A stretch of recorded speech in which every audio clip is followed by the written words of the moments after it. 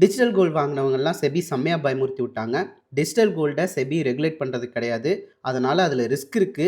மக்களே உஷாரா இருங்க அப்படின்னு செபி குடுத்த சர்க்குலர்னால ஒரு பெரிய சலசலப்பே ஏற்பட்டிருக்கு. ஒரு பக்கம் டிஜிட்டல் கோல்டு வாங்காதீங்கன்னு செபி சொல்ட்டாங்க அப்படின்னு சோஷியல் மீடியா இன்ஃப்ளூயன்சர்ஸ்லாம் மக்கள பயமுறுத்த, ஆல்ரெடி இந்த டிஜிட்டல் கோல்ட வாங்கின மக்கள் பேனிக் ஆயி அத சேல் பண்ண ஆரம்பிச்சுட்டாங்க. இன்னொரு பக்கம் இந்த டிஜிட்டல் கோல்ட் பிளாட்ஃபார்ம்ஸ் கூட ஆல்ரெடி கொலாப் பண்ண இன்ஃப்ளூயன்சர்ஸ் மாத்தி மாத்தி வீடியோ போட்டு அவங்க தரப்பு ஜஸ்டிஃபிகேஷன சொல்லிட்டு இருக்காங்க. இங்க ப்ராப்ளம் ஒரே விஷயம் தான். ட்ரஸ்ட். நீங்க ஒரு ஆப்ல டிஜிட்டல் கோல்டு வாங்குறீங்க. நாளைக்கே அந்த ஆப்போட ஓனர் அந்த ஆப்ப க்ளோஸ் பண்ணிட்டு உங்களுக்கு நாமம் போட்டு போயிட்டார்னா என்ன பண்றது அப்படின்ற பயம். இந்த பயம் இருக்க தானே செய்யும். இந்தியால பிசிக்கல் ஜுவல்லரி ஸ்டோர்ஸ்லயே நிறைய கோல்ட் ஃபண்ட் ஸ்கேம்ஸ் நடந்திருக்கு. ரூபி ஜுவல்லரி ஸ்கேம் உங்க எல்லாருக்கும் தெரியும்னு நினைக்கிறேன். செந்தில் குமார் என்கிற ஜுவல்லரி ஷாப் ஓனர் மக்கள் கிட்ட இருந்து வாங்கின கோல்டு ஃபண்ட் அமௌண்ட் கிட்டத்தட்ட 70 லட்சம் ரூபாயை தூக்கிட்டு ஆப்ஸ்காண்ட் ஆயிட்டார். இதே மாதிரி மும்பை, டெல்லின்னு எல்லா மேஜர் சிட்டிஸ்லயும் ஃப்ராடுத்தனங்கள் நடந்திருக்கு. பிசிக்கல் ஸ்டோர்ஸ்க்கே இந்த நிலைமைன்னா நீங்க ஒரு ஆப்ல வாங்குற டிஜிட்டல் கோல்டுக்கு என்ன நிலைமைன்னு யோசிக்கணும். அஃப்கோர்ஸ் பிசிக்கல் கோல்டையும் செபி ரெகுலேட் பண்றது கிடையாது. பட்